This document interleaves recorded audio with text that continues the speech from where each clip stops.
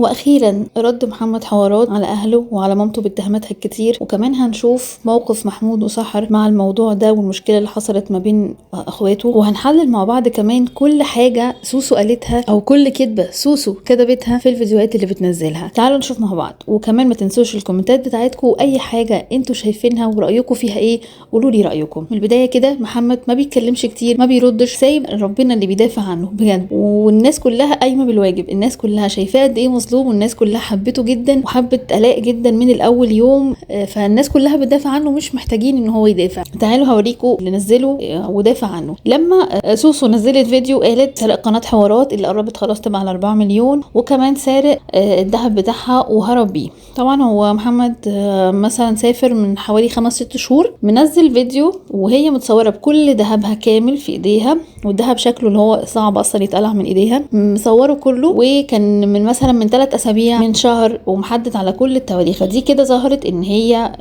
كانت لحد من 3 اسابيع متصوره بذهبها وهو مسافر من 5 شهور، يبقى اخد ذهبها ازاي؟ النقطه الثانيه، مع اننا كلنا كنا متاكدين ان هو ما خدش ذهبها ومحمد ما يعملش كده.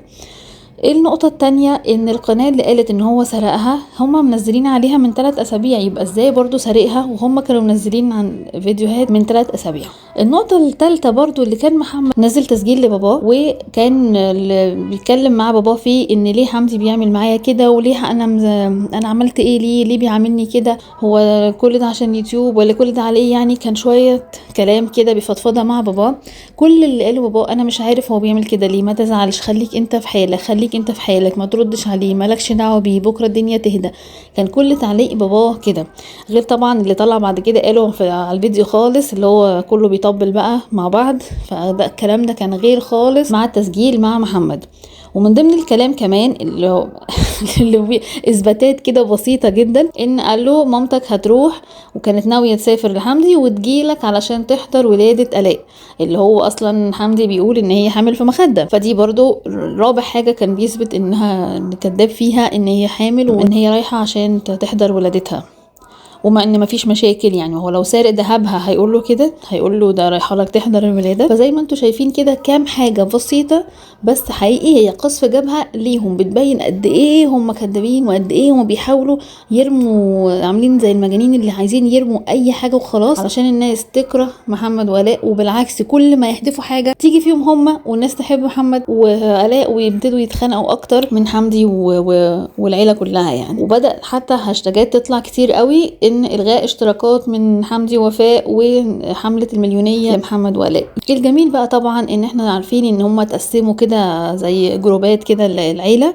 بعد ما كانوا جروب واحد وايد واحده، وكان اكتر حاجه احنا كنا بنحب، كلنا كنا نبعت لهم يا جماعه اطلعوا مع بعض، اطلعوا مع بعض، احنا بنحبكم مع بعض. فيديوهاتهم ما فيهاش غلطه حقيقي ولا غلطه ولا لفظ بيتقال بطريقه وحشه ولا حاجه، في قيم كده بتتقال في النص، من كان من الحاج جابر او من اولاده. لكن للاسف دلوقتي الشيطان دخل ما بينهم وبداوا يتفرقوا، الحاجه سوسو وحمدي وحسن مع بعض، وكان طبعا محمد لوحده. لكن لاول مره بقى محمود يظهر بفيديو يبين هو مع انهي طرف، والفيديو حلو جدا جدا بسيط قوي، طالع هو وسحر، فيديو رقيق ورومانسي جدا، بس الكلام في الصميم اللي متركب على الفيديو انه ابعد ومالكش دعوه بالمشاكل وما تردش على حد. خدها قاعده في حياتك عشان تعيش مرتاح، المكان اللي ما ترتاحش فيه سيبه وامشي.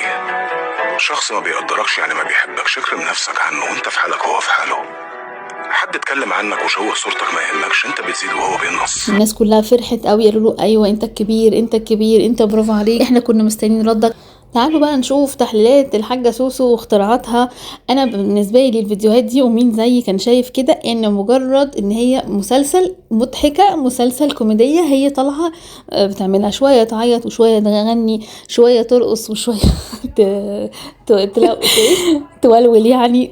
يعني في حاجة كده غريبة في التاتش بتاع حمدي. انتوا عارفين حمدي استاذ في الحاجات دي حقيقي، هو كان عبقري، وعشان كده ما شاء الله طبعا ربنا يزيد، طالع بصورة الصاروخ في كل حاجة بيعملها لانه عارف هو بيعمل ايه. حتى المونتاج بقى متطور فيه جدا، الاجهزة اللي بيجيبها متطورة جدا، اخراجه، تمثيلياته، الافلام اللي بيعملها، القصص اللي عشان احنا نشوفها في الاخر، هو فعلا عبقري. وبدأ بقى اخد ممثلة جديدة وهي الحاجة سوسو بيبدع فيها بقى الحاجات دي. اول حاجة بدأت قال ان آلاء تعبت من باباها، احنا ما جبنا لهاش حاجة، هي تعبت طبعا، دعت عليها دعوة وحشة جدا بعد الشر عنها، وربنا يحميها من اي حاجة. وانا مطمنة وعارفة ان مفيش دعوة زي دي هتصيب حد مظلوم وحد من يعني دعوة من ظالم وتستجاب ابدا يعني. فانا كده كده مطمنة، بس عيب ان كانت تطلع منها ومن سنها عيب، وعيب ان اللي بيمنتج ساب الكلمة تتقال. ان طبعا حاجة سوسو ولا تعرف تمنتج ولا تعرف تنزل،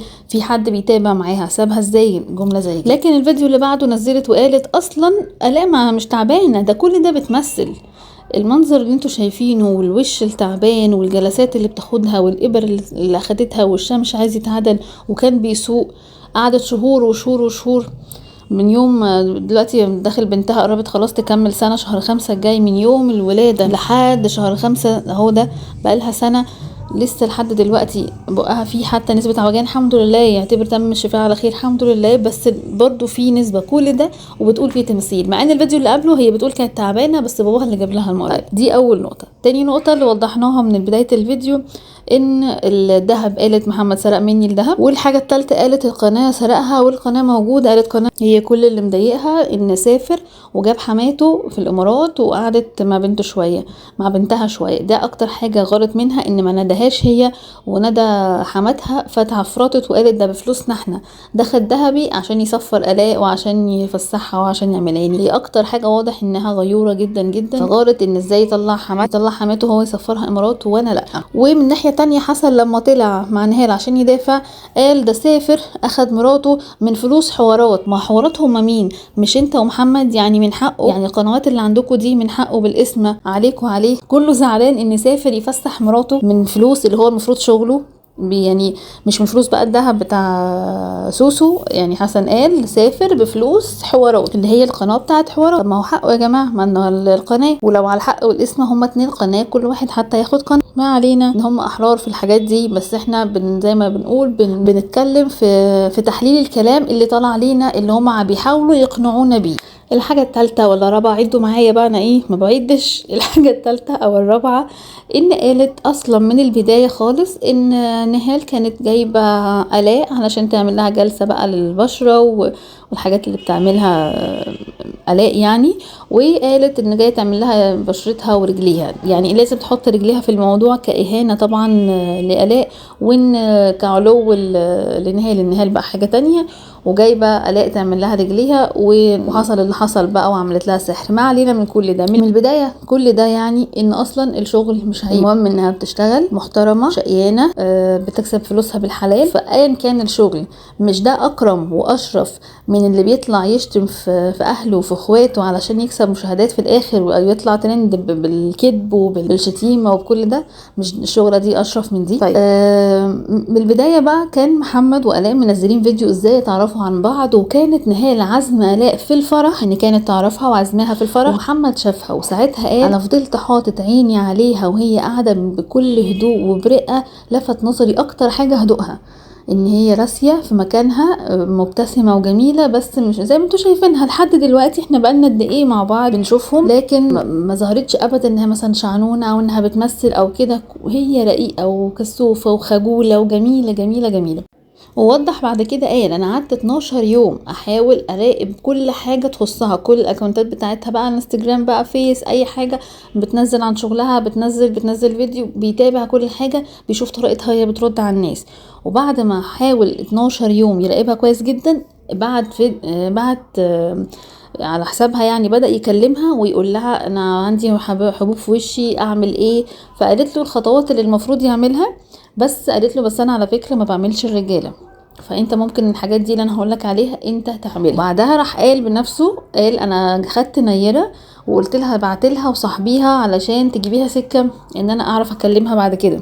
فكانت آلاء كمان موجوده وقعدت تضحك، قالت له انت اول مره تقول لي الموضوع ده، ونيره كانت واقفه يعني. فالموضوع بدأ ان محمد حاول مرة واثنين وثلاثة وقعد مدة لحد ما عرف يوصل لها وبدأوا يتكلموا. ولما اتكلموا شوية راح قال لها انا عايزة اتقدم. الحاجة سوسو اتهمتها بالسحر واعوذ بالله من السحر واللي بيتعامل بالسحر. يعني اكبر دليل ان ده مش ما يحصلش هو اللي بيتعامل بالسحر ده يجراله اللي جراله.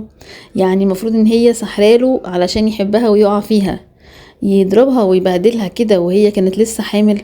ده يعني البنت اتسحلت في الارض، ده يعني الفيديو ده انتوا بعتينه عشان تبينوا ان محمد قد ايه وحش. ده الفيديو ده تبريء كده، براءة ليها هي من الكلام اللي انتوا قلتوه، بس انتوا مش فاهمين انتوا بتعملوا ايه. انتوا بتنزلوا خلاص كل غرضكم ان الناس تصب غضبها في محمد وتكرهه، بس انتوا الحاجات اللي بتنزلوها كلها يا بتبرأ آلاء يا بتبرأ محمد يا بيحبوه اكتر. حتى يعني سبحانك يا رب لما بيقلب الحاجة تبقى المفروض ان الناس تتضايق منه، لا بنحبه اكتر وبيصعبوا علينا اكتر وبندعي لهم اكتر وبنقف في ظهرهم اكتر.